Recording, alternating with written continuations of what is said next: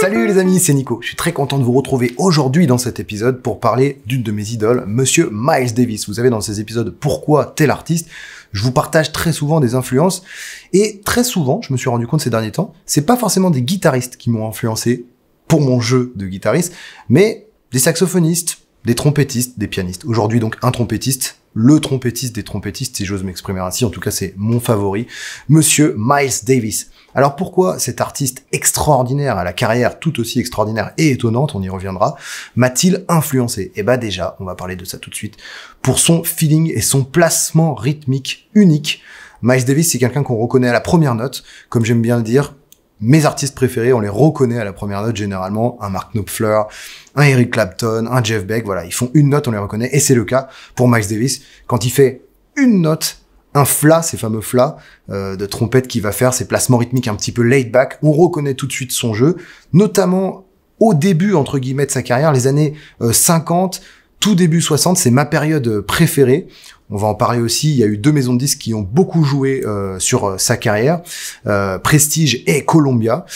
Tous ces albums qu'il a sortis sous ces deux maisons de disques sont vraiment des chefs-d'œuvre, il n'y en a pas un à acheter à la poubelle, franchement. Il faut vraiment écouter ça parce que c'est une source d'inspiration permanente, en tout cas pour moi, j'écoute quasi quotidiennement cet artiste, en particulier le soir, c'est quelqu'un qui me met dans un bon mood, voilà, très calme, quand j'ai envie de me poser, quand j'ai fait une journée un petit peu de guitare, un petit peu de bruit au studio, je rentre à la maison, je mets Miles Davis, généralement des albums comme Kind of Blue, voilà, des grands classiques, et je me retrouve tout de suite plongé dans cet univers un petit peu mystérieux, il y a quelque chose de mystérieux dans son jeu, quelque chose d'assez planant, qui est dû à ce silence. Il va cultiver ces grands silences entre les notes, tout au long de sa carrière, de plus en plus, presque.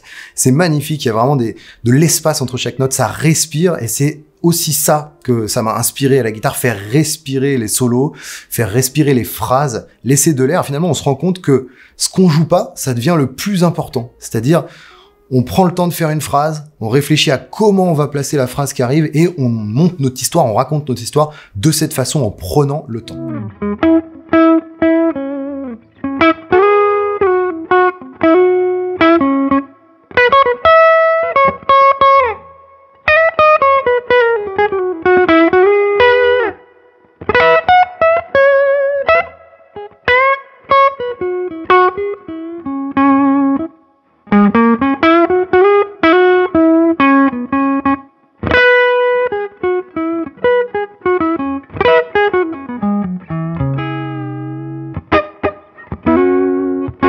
Au-delà du placement rythmique de Monsieur Miles Davis, qui m'a beaucoup influencé aussi dans son jeu, c'est toute cette dynamique très très étonnante finalement. Il y a beaucoup de relief et beaucoup de différences de volume dans son jeu. L'attaque aussi, cette attaque, on peut la comparer au toucher des guitaristes que j'adore d'ailleurs. Hein. On parle d'un Clapton ou on parle d'un Billy Gibbons.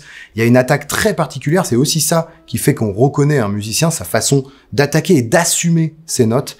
Et lui, il a une façon de le faire vraiment bien à lui, vraiment très personnel. Alors on va quand même un petit peu parler de sa carrière incroyable et de ses disques. Miles Davis, il en a sorti des tonnes. Je vous laisse découvrir d'ailleurs toute sa discographie, parce que maintenant tout est disponible sur internet, on peut vraiment découvrir les artistes d'une façon très facile finalement. J'ai quand même un vinyle dans les mains parce que rien ne se perd. Le vinyle des vinyles, Kind of Blue, voilà, ça c'est vraiment un monument pour moi. Parmi mes albums préférés, tout style de musique confondu, je pense que je suis pas le seul. C'est quelque chose qui a vraiment fondé une façon de jouer de la musique, qui a aussi popularisé un petit peu cette musique. C'est un album qui s'est vendu à 5 millions d'exemplaires à l'époque, on est en 1959, chez Columbia. Miles Davis va vraiment donner champ libre aussi à ses musiciens, et ça on le sent dans cet album.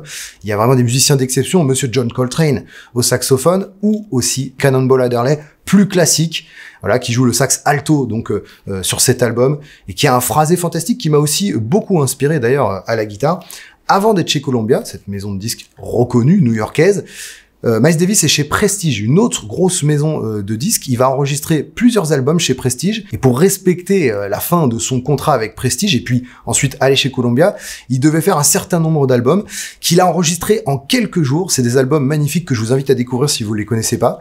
On a Relaxing, on a Working, on a Cooking et on a Steaming with the Miles Davis Quintet. Voilà, des albums, 4 albums pour être plus précis, qui sont incroyables, avec vraiment des pépites. Je pense notamment à Working with the Miles Davis Quintet, qui est un de mes préférés, avec ce morceau magnifique qui ouvre cet album, It Never Entered My Mind, et le solo de piano de monsieur Red Garland, un autre musicien fantastique qui a joué avec Miles Davis. Red Garland, un pianiste qui laisse énormément d'espace aussi. Dans ce morceau, c'est presque pas un solo d'ailleurs, c'est une mélodie qu'il va faire, c'est à pleurer. Je vous invite vraiment à l'écouter parce que c'est quelque chose qui me donne les frissons à chaque fois que je l'écoute. C'est vraiment une pièce d'orfèvre, c'est magnifiquement bien monté, les notes sont liées, il y a un super joli son. C'est ancien, hein, c'est les années 50, mais c'est déjà très très bien enregistré et bien produit.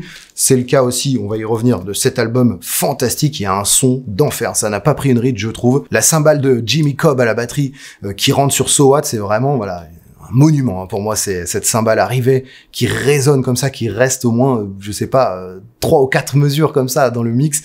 C'est fantastique. Et la trompette de Miles Davis qui rentre pour le solo après ce thème de So What, connu et reconnu, repris maintes et maintes fois. C'est vraiment un exemple de ce dont je vous parlais tout à l'heure. Ce feeling, ce silence, il cultive vraiment ces notes longues, ces grands silences entre les phrases, et aussi ces fameux flats, ce placement rythmique très légèrement laid back, un peu plus marqué parfois. Il est très très très fort pour ça. Un petit peu à la manière d'un Billy Gibbons chez ZZ Top dans le blues et dans le rock.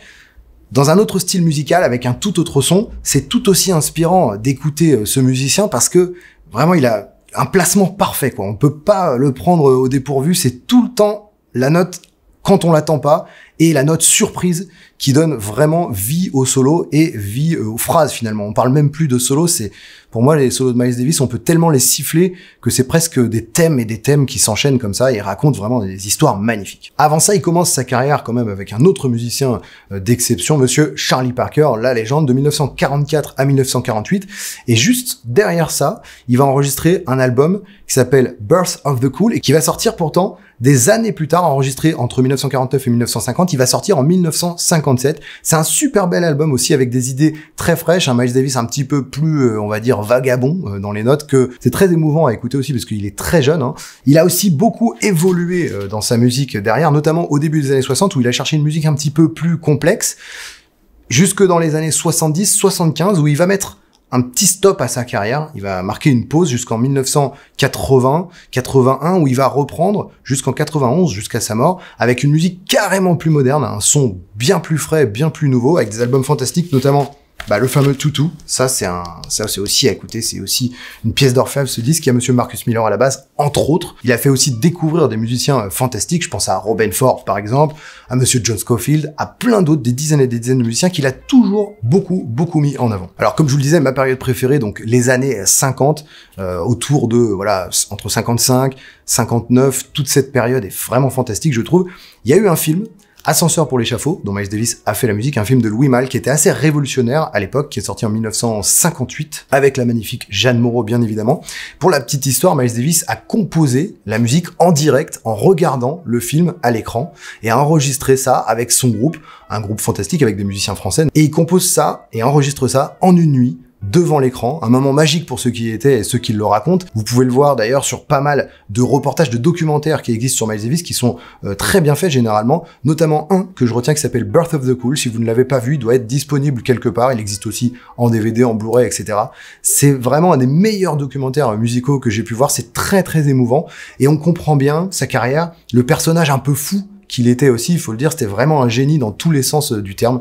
Donc voilà, pour ceux qui connaissent très bien l'artiste, cette vidéo n'était évidemment pas destinée à des gens comme vous qui en savent bien plus que moi certainement, mais je suis assez passionné par sa musique, sa façon de jouer. Pour les autres, j'espère que ça va vous donner envie d'aller écouter cette musique fantastique qui inspire pas que les jazzman, mais aussi les guitaristes, bluesman, les rockers. Tout le monde peut s'inspirer de ce style de musique fantastique.